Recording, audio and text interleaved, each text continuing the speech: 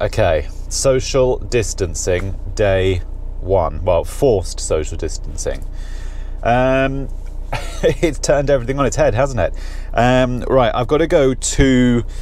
There was a house rewire which we were starting in St John's Wood, which we started yesterday, but now Boris has said we can't really go out unless it's absolutely essential. On the basis that's not essential, it can't happen. So I've got to go there, pick all my tools up now. I've then got a breakdown over in I've got a breakdown over in Hampstead Heath, which is essential, which I can go and do. So at the moment, that's the way things are going. I can only do things like call-outs and breakdowns, which actually is kind of cool. It gives me a bit of free time at home. I can catch up on, you can catch up on all the dross which you haven't had time to do. So in a way, I'm not too worried about it. It's okay. We've got all the breakdowns and call-outs coming in every day, which sort of keep me busy, because that's all essential stuff. But all the rewires and all that sort of stuff, all that side of things is that's just on hold now. But I've got to go there, pick my tools up.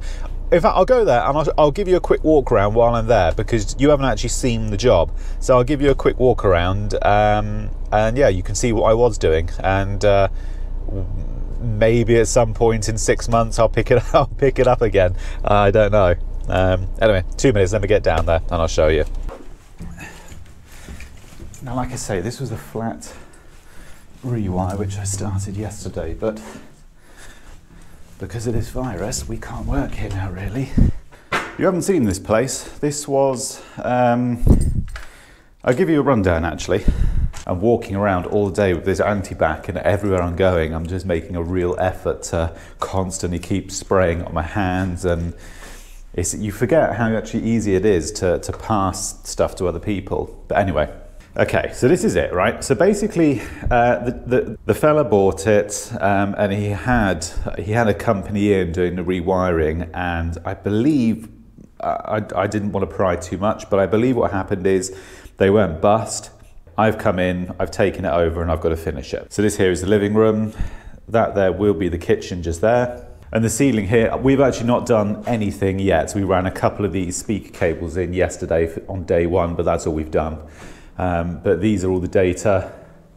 This here is all data, because what they're doing is they're using these 3x2 joists. They're putting those 3x2 timbers, they're putting those on the ceiling, and they're plasterboarding straight up to it. He's got these really tiny downlights. They're, I think they're like 35 mil in total. The total depth of the fitting is like 35 mil from the surface. I don't know where he's got those from, but that's what he's fitting. We've got to go around and double check everything. I'm not a fan of taking on other people's work, but this is what we've been left with. So these cappings, I've got to take these cappings off. I've got to check the cabling behind the cappings and stuff. I mean, they're pretty poor anyway, and I've got to extend them down properly. Level the boxes out because the boxes aren't level and all that. It's just lots of little jobs. They started using bonding. You know, this in my last video we were talking about this foam I was using, because on these ones they did try to bond them in. Someone's had a go at bonding them in, but they didn't stick for some reason. Bonding is great if you get it right, but I mean, again, these boxes are pissed as fuck, so these have got to be properly straightened out, and then I can drill and plug them properly. They've done it here on this one. Bonding, I mean, bonding is good. You know, you can use it for back boxes. You're not going to carry, I mean, I'm certainly not going to. I'm not going to carry a bucket and a trowel and a small bag of bonding around in the van. I mean, there's just, space on the van is far too precious to keep a bag of bonding, you know. Normally what I'll do, if there's a plasterer on site or something, and you've got boxes to fit, if they're mixing up bonding or something, I'll just give them, you know, you just slip them a tenner and just say, can you just mix up a little bit more, and we use some, and then yeah, you can do it that way, you know. But I'm not going to start keeping bonding and you know, a bucket on the van and stuff. It's just not, it's not practical. Hence the expanding foam is great because it's in a gun, it's clean, it's neat, it's tidy, sits in the van okay. There were 1 or 2 people who were like, those boxes are going to work loose if you use expanding foam. Give it, you know, a few years, those boxes will work loose. Will they? Fuck. Unless you're seen using, you know, red plugs and 1.5 inch 8 screws, there are some people who just they won't accept that actually there are some methods which could be potentially better. You know, I think some people are stuck in this thing of, you know, got to be red plugs and screws, and you've got to have 3 of them in the bar. Anyway, let's not, you know, we're all friends here. But we haven't done any of this. This is all somebody else's, this is another company's work, which I'm not a fan of. You know, I'm not a fan of taking on old work, but I'd be a bit more sketchy. But I mean, here where it's all open and you can see everything, I mean, I don't see what the problem is. You just pick it up and you can carry on where somebody else left off. But some people are very rigid in this mentality of picking up after another contractor's finished, and I'm not a lover of it. The only reason I took this job on was because I knew the customer from a previous job. We've got a history, we've worked together before, and he was a good fella. That was the only reason, you know, I trust the customer.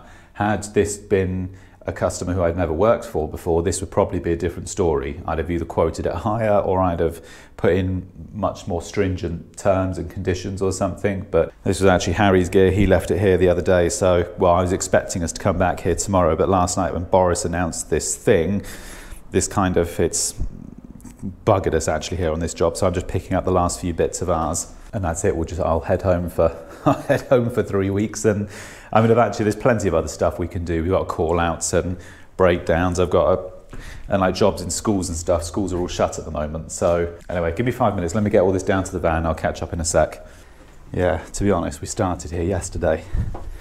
And even then, yesterday, you could just tell a lot of people were already self-isolating, and you could just tell we weren't welcome. You know, it was just a vibe you were getting from the building, you know. You're not welcome here. In fact, there you go, that's the block there.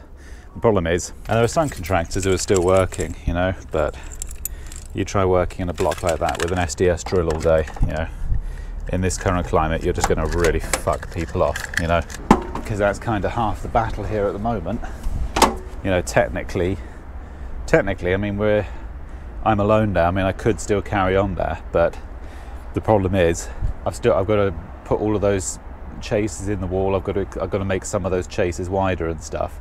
Now I've got to use my SDS for that. Now you try using an SDS in there now. I mean, you'll just cause a riot in there. You know, people don't want you there. So even though you might be allowed to do it, you can't. You know. Hello, mate. You're a brave one still working today.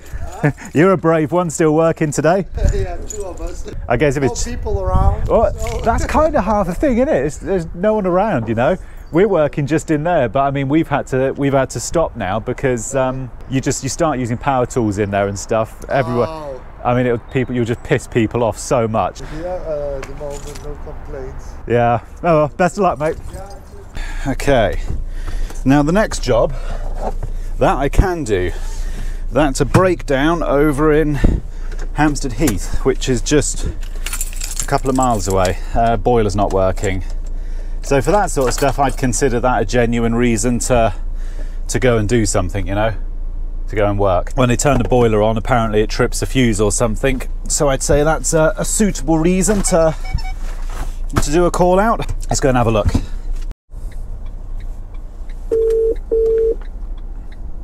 Come on, Sarah, answer your fucking phone. I like having a PA, but not a lot of point. You don't answer the fucking phone. I should just drink my coffee on the side of the road with my beacons on and wait for her to ring me back.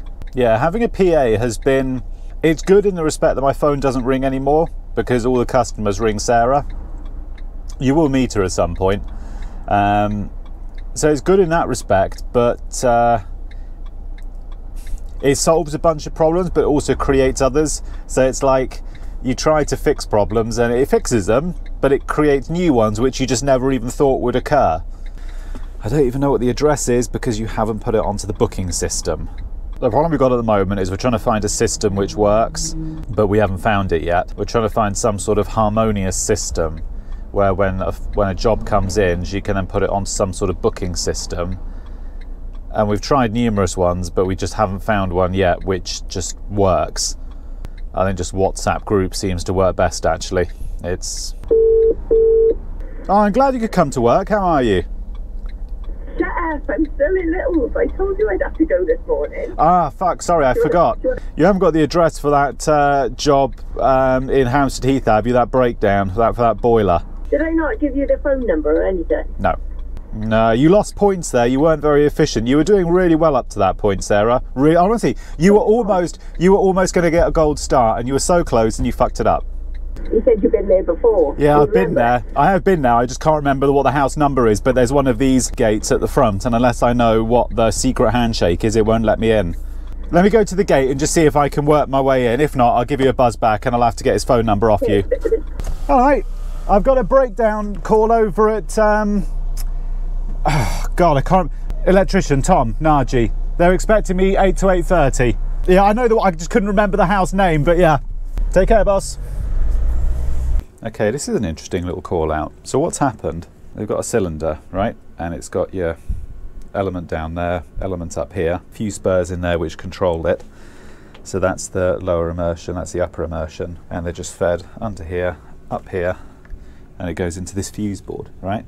And that one there is the one for the immersion up here, right? And basically the customer's just saying that that's tripping. So they turn it on, give it 15-20 minutes, and it trips again. So all I've done is just taken the cap off here. This is actually a new thermostat. So someone's popped a new stat in, because it is on immersion tanks. It's quite common that these thermostats here, these just pull straight out.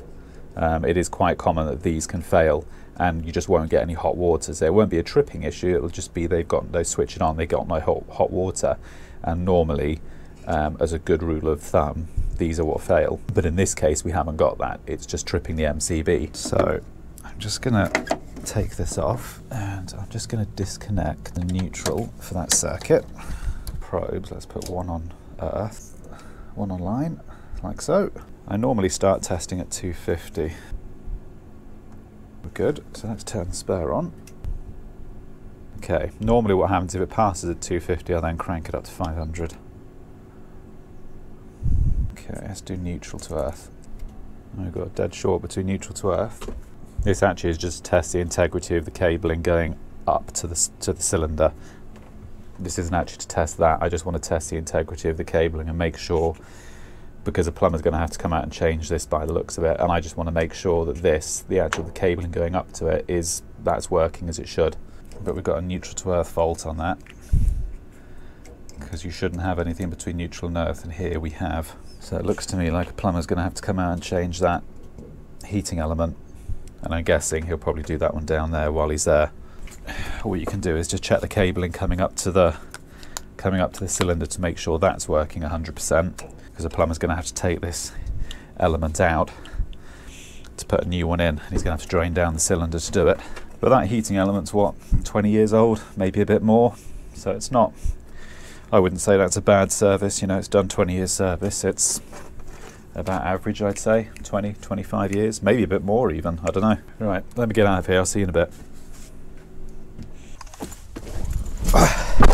That is where chip and pin is really handy. I go on about this chip and pin machine quite a lot, because they are, for stuff like this, doing breakdowns and call outs and stuff, they're really good, because they can just pay, you know, boop, boop, boop, straight. That's my impression. Boop, boop, boop. They just pay straight away on the spot, and it just keeps your cash flowing, you know. It's just handy. I like it. But yeah, chip and pin machine. I pay, I think, it's like 30 quid a month for that unit. Next job, I've got to go down to Moorgate and go and pick up all my tools. I might do that later this afternoon. I might as well, actually. I'll see you down in Moorgate. I'm now in the city at a job which you haven't, I don't think you've seen it yet, actually. You haven't seen this place where I'm working. This will be coming up in, I think, another video later on. It depends what order I put these videos in.